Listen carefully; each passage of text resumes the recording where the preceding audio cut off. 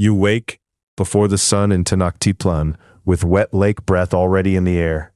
River mud clings cold between your toes as you sit up on a reed mat. You are a Chinampa dredger in the Mexica city, and before anyone calls for maize, your hands must feed the fields. The house is dark, except for embers under a clay brazier. The dawn drum rolls from the temple precinct across still water. Your wife wraps tamales in cloth. Your youngest shifts in sleep. Through the doorway, you see canoes tied at the landing and the long black seam of canal. You step onto the narrow bank beside your Chinampa. Cedar smoke from a neighbor's cook fire drifts low among the ahuejote trees planted to hold the field together. Their roots bite the wet earth. Reeds shiver. Beyond them rise whitewashed walls, shrines, and the distant step temples of the island city. At the landing, other workers wait in silence. You hear the river's slow current drawing against stakes and canoe hulls, soft and patient. A woman rinses gourds in the shallows. A boy loosens a pole from its loop. The lake carries every small sound farther before sunrise.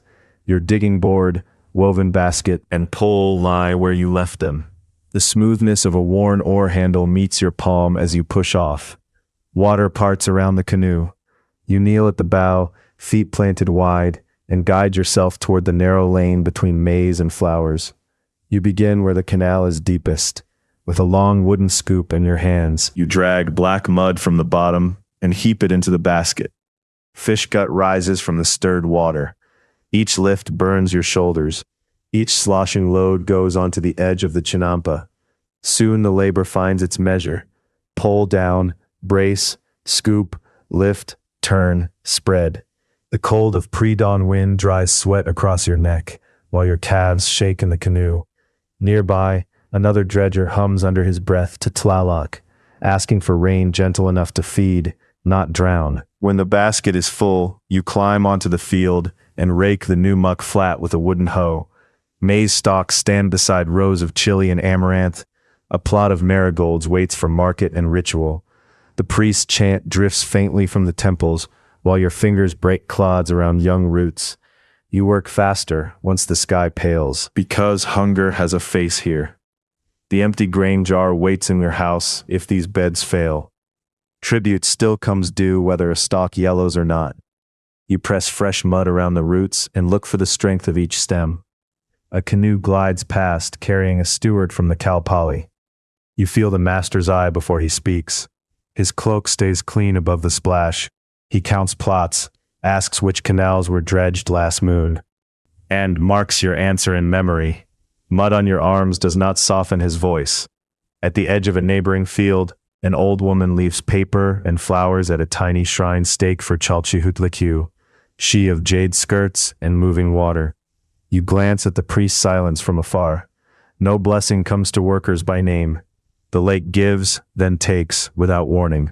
When the sun clears the roofs, your back tightens into one hard line. You pause only long enough to eat a tamal, cold from cloth, and drink a tole from a painted gourd. Above the fields, a kestrel circling at dawn has not gone away. You watch its turning and spit into the water. Near midday, the rhythm breaks. A shout cracks across the canal. The reed of a field marker has snapped, and a narrow edge of Chinampa slumps with it. Mud shears off into the water. You drop your basket and lunge forward, knees sinking, hands grabbing for the loose matting. The bank gives under you. One leg plunges thigh deep into black water and rotted reeds. The bite of leather thongs from your sandals cuts your skin as you kick free. Beside you, another dredger jams a pole crosswise. Together you hold the field from tearing wider into the canal. People answer the noise. A woman from the next plot brings woven reed screens. Two boys drag brushwood. You hear a single sandal on stone from the landing as the steward returns at last. He does not help. He only watches while you wedge stakes and pack dripping sludge into the wound. Your breath steadies by force. The smell is coppery now, where scraped skin mixes with canal water on your shin. You lash the broken edge with willow branches and tamp new mud over them. The maize nearest the collapse leans crooked. You press each stalk upright with both hands. The sun passes high and begins its slow drop. Work goes on because fields do not heal from pity. Linen against the back would be a rich man's comfort. You have only a rough maguey fiber tomatli, damp with sweat, rubbing your shoulders raw while you dredge a new channel to ease the pressure. Canoes thicken on the wider water beyond the plots. Traders move toward Tlatelolco with beans, salt, rabbits, obsidian blades, flowers, and baskets of greens. Oars and oarlocks would belong elsewhere. Here, poles knock softly against wood. You keep to your lane and spread another dark load across the roots. By late afternoon, your hands have swollen stiff around the scoop handle. Iron from a forge is unknown to your fingers, but obsidian blades have taught you what a clean cut feels like. This hurt is duller. It sits in the wrists and climbs the forearms, while you trim reeds from the repaired bank. Clouds gather over the lake. They darken the temple towers and turn the canal surface from green to gray. You whisper to Tlaloc again while testing each stake with your weight.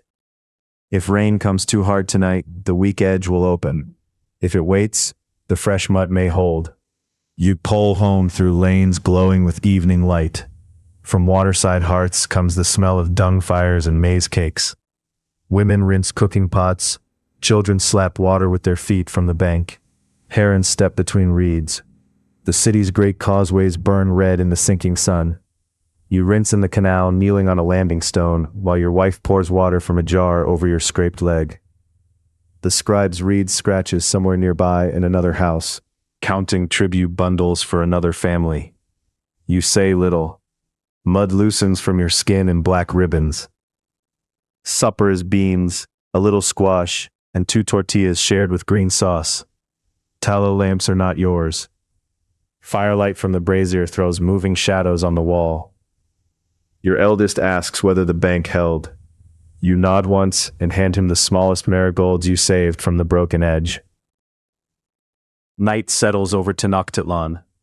From far off comes frankincense from the temple courts, thin and sweet over the lake smell. You lie back on the reed mat, hands open, palms still aching as if they grip the scoop. Outside, water touches the stakes of your field in the dark.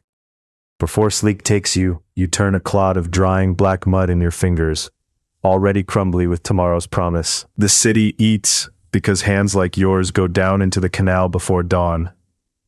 Hold that weight a moment. Could you have survived this job? Be honest.